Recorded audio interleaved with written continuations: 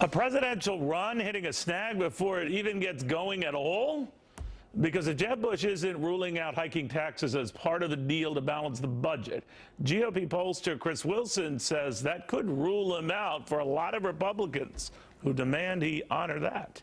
What do you think of that? I mean, he's just saying that he can't make an unequivocal statement like that now.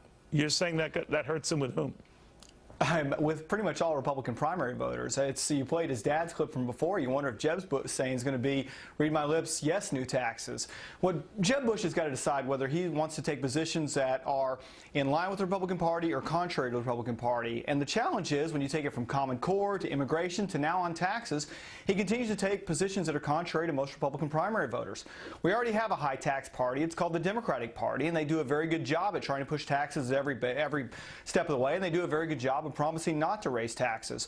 The last nominee who promised to raise taxes was Walter Mondale, and he lost 49 states. That is not what I would call a strategy for winning. But he didn't say he would raise them, and his record 8 years as Florida governor, they cut taxes, cut a lot of rules, regulations, something that's near and dear to the conservative community, cut spending, balance budgets. I know governors are required in most states to do that, but he does have a record that would seem to support a lot of things that conservatives support.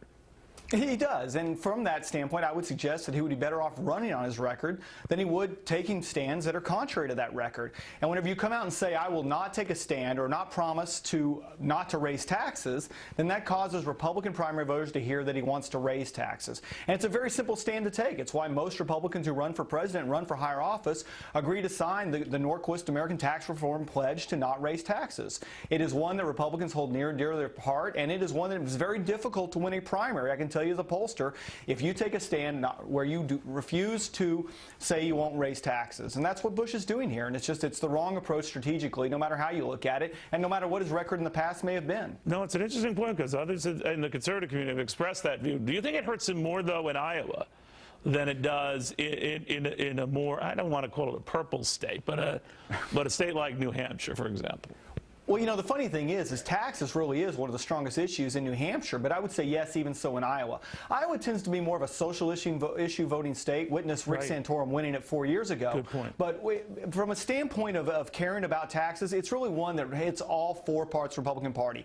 Establishment Republicans are against it, evangelicals are against it, Tea Party voters are against it, and libertarians are certainly against it. And again, to take a stand that I will not promise not to raise taxes is almost to imply that Barack Obama hasn't raised taxes enough, that we need to take taxes even higher, or that we will consider taking taxes higher.